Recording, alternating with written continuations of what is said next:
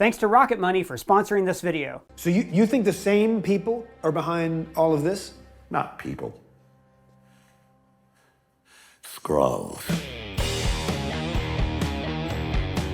Welcome back to Screen Crush, I'm Ryan Airy. So Secret Invasion has revealed that the Skrulls are planning something huge. They're replacing everyone. They can look like anyone and you can trust no one. And they seem to be planning to trigger a dirty bomb that will start World War III. But there's something else going on here. We have a theory on what the Skrulls are actually planning, and that explains Nick Fury's dark secret in the show. A terrible sin that reveals why the Skrulls never found a home. There is a huge twist coming, and it's going to connect to a conspiracy that we uncovered, something that, trust me, you won't see coming, and it will connect to Captain America 4 and the Thunderbolts and even a much bigger conflict in Phase 6. So we've got something really cool in store for you in this video. I have had it with these monkey fighting Skrulls. on this Monday to Friday plane. The show's main villain is Gravik. He's preying on the rage of young displaced Skrulls, and they are angry and blame Nick Fury. For why? What did he do? Well, back in Captain Marvel, Fury and Carol Danvers made a promise to help the Skrulls find a new home. Now, the Skrulls are a displaced people, like space refugees. They lost their home in the Kree War and found refuge on Earth. Despite the promise being made back in the 1990s, the Skrulls are still stuck on Earth. This is why Gravik blames Fury for the broken promise to his people.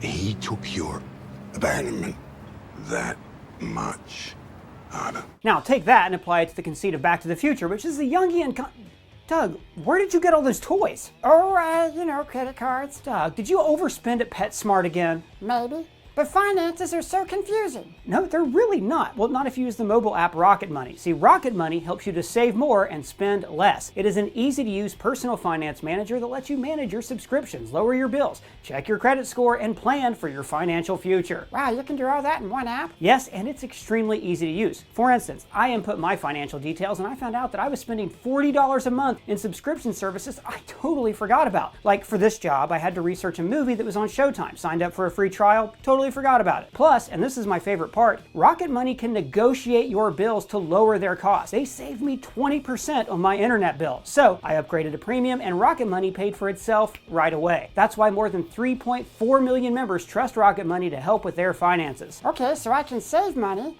so I can spend more money. No, not at all. Rocket Money helps you to plan a budget for yourself, and it lets you know when you've exceeded that budget. And with Rocket Money Premium, you get free credit score checks, unlimited budgeting, and tons of other features that will help you invest in your future. So to try it out, head to rocketmoney.com/screencrush or click the link in the description below or click the QR code here. Now, back to what I was saying. In the comic book version of Secret Invasion, which was written by Brian Michael Bendis, the Skrulls invade Earth because of a religious crusade. They believe that Earth is their promised land. The MCU is taking obvious creative liberties with the source material, which is fine if it gives an interesting story. Unlike the Skrulls in the comics, Gravik isn't using religion as a weapon, and I don't believe the Skrulls want Earth because it's their destined promised land. The Skrulls must live in hiding in an abandoned nuclear power plant just so they can be themselves. They just want a home where they don't have to wear skin that isn't their own. Home in my own skin. Gravik fuels the anger of his people, radicalizing them against humanity, justifying terrorist attacks to achieve their goals. And that goal seems to be to detonate a dirty bomb and start a war between the United States and Russia. And according to Talos, that could bring about the extinction of humanity. Better get your stank asses up out of here before I cause a nuclear holocaust up in here, fool. So what's a dirty bomb anyways? Is it like a really stinky bomb that needs cleaning? Very stinky and very dirty, the kind that kills you with radiation. A dirty bomb isn't as powerful as a nuke, but there's still a pretty big explosion. It also releases massive amounts of radiation. So I don't think that Gravik is planning to end humanity with one dirty bomb. The implication here is that he wants to start a war between two of the world's most powerful nations.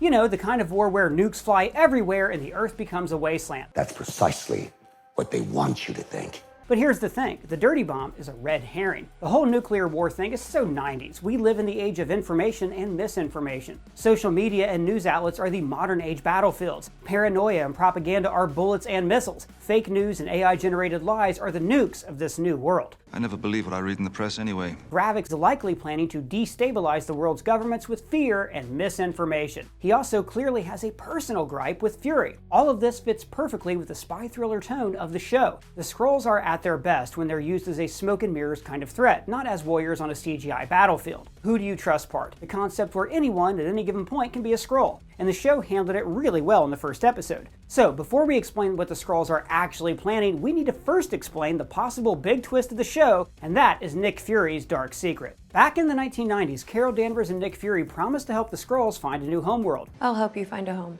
Liar! However, despite the sheer size of the galaxy, let alone the universe, the Skrulls are still homeless. And from what we've seen, there are countless habitable planets pretty much everywhere. Most of them are brimming with civilizations, since, many of them are used as celestial embryos, but there are still plenty of planets empty of any intelligent life forms. So I find it very suspicious that in over 30 years, they couldn't find the Skrulls a new home. Carol is a very busy person, so I can understand if other cosmic catastrophes took precedence over helping the Skrulls, and Fury had a lot on his plate as well. But still, in 3 decades, they couldn't make the time for their green friends? It's very odd. But what if there's a dark reason why the Skrulls were never successful in finding a new home? Like it was in someone's best interest to keep them on Earth where they could be under the control of a certain someone. And that someone is Nick Fury. But why would he do that? The Skrulls are his friends. True, but Fury has proven in the past that he's willing to make some really morally gray decisions to protect the world. Remember how S.H.I.E.L.D. was planning to use Hydra weapons? Or those helicarriers that were built to Minority Report any potential threats? We're gonna neutralize a lot of threats before they even happen.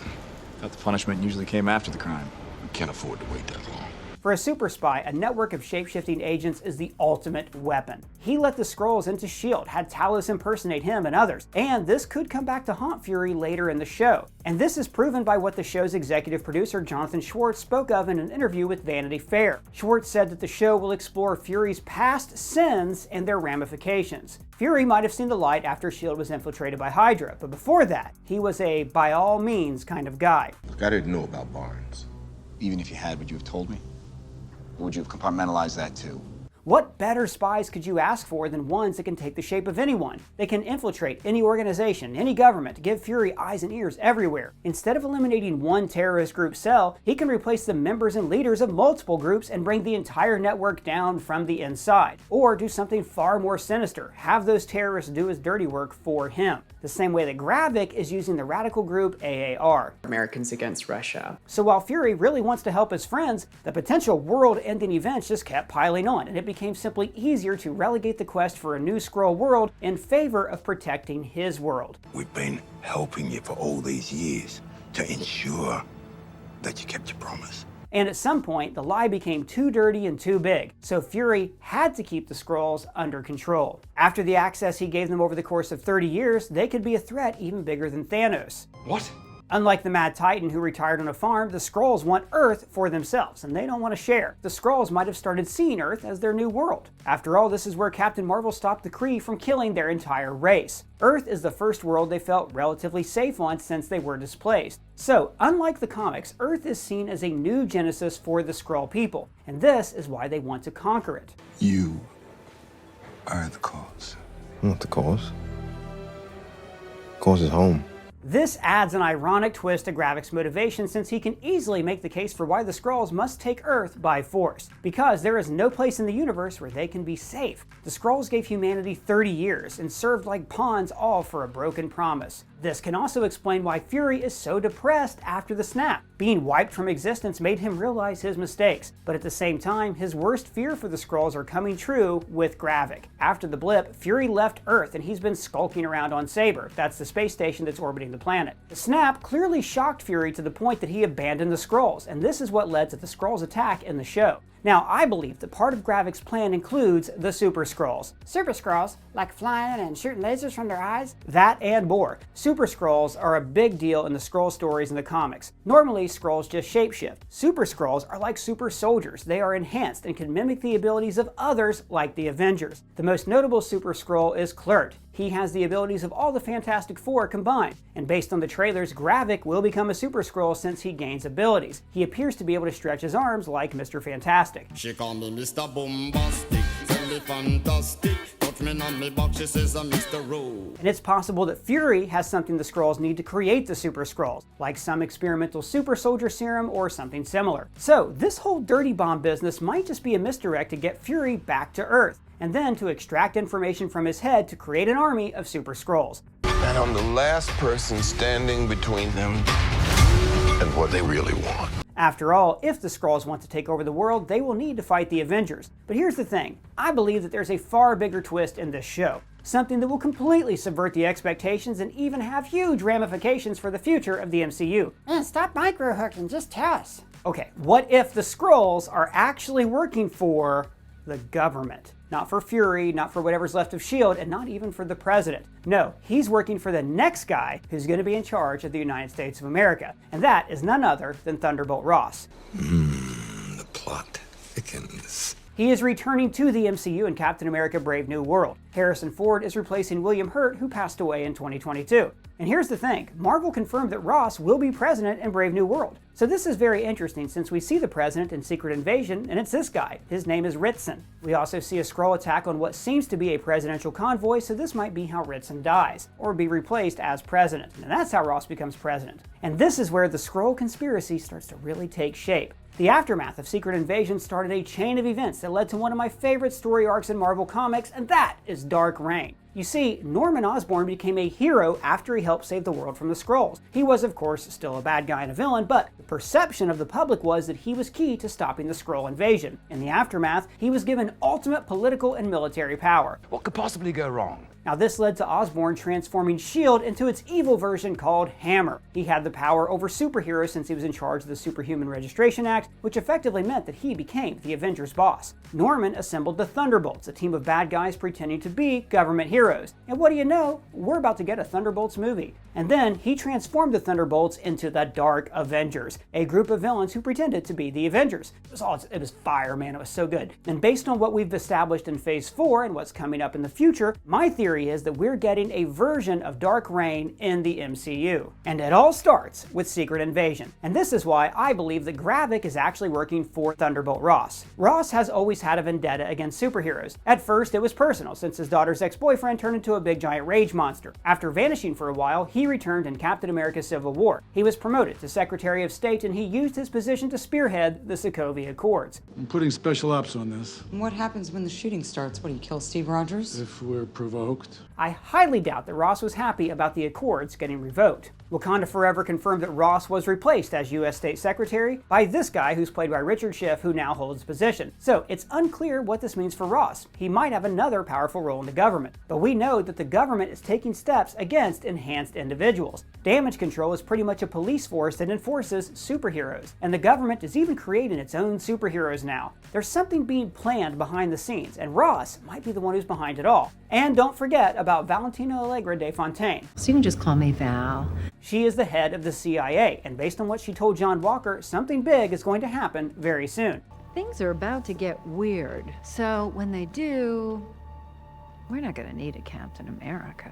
That something might be the Skrulls' attack. After Thanos, the government quickly forgot about the Sokovia Accords, because how could they arrest heroes when they just saved the whole universe? So maybe Ross became disillusioned with the government and he decided to take drastic steps to achieve ultimate power. You don't want the truth because deep down in places you don't talk about at parties. You want me on that wall. You need me on that wall. All he needed was a boogeyman, and that is the Skrulls, a threat that will create chaos and paranoia. The opening scene of the show supports this. Agent Prescott warning about the Skrulls sort of sounds like a bunch of tinfoil hat conspiracy theories and fake news. Thunderbolt Ross and his friends can use those exact things to achieve ultimate political power. Play on the fears of the public by making the Skrulls an alien invading nightmare that infiltrated every level of the world's infrastructure. Once the world discovers about the Skrulls, people will start shooting their neighbors out of fear that they might be shape-shifting aliens. Even the Avengers cannot be trusted because what if they were replaced by the Skrulls? Who can you trust at that point? Introduce a little anarchy. Upset the established order, and everything becomes chaos. And then Ross will drop a bombshell, revealing that Nick Fury opened the gates for the Skrulls. He kept them a secret for 3 decades. He let them infiltrate S.H.I.E.L.D. This invasion was all his fault. He will also use the Skrulls to turn the world on the Avengers, sort of like Mysterio in Far From Home. People need to believe, and nowadays, they'll believe anything. And then Ross can swoop right in and save the world from the evil aliens with his government-issued superheroes. And after that, he gets voted in as president and he becomes the most powerful man in the world. And then he starts a new world order. So this is how liberty dies. With thunderous applause. Also, Ross will probably become the Red Hulk in Captain America: Brave New World. And don't forget that the government is also planning to destabilize Wakanda and steal their vibranium. Ever thought what we would be doing if the US was the only country in the world with vibranium? I actually dream about that.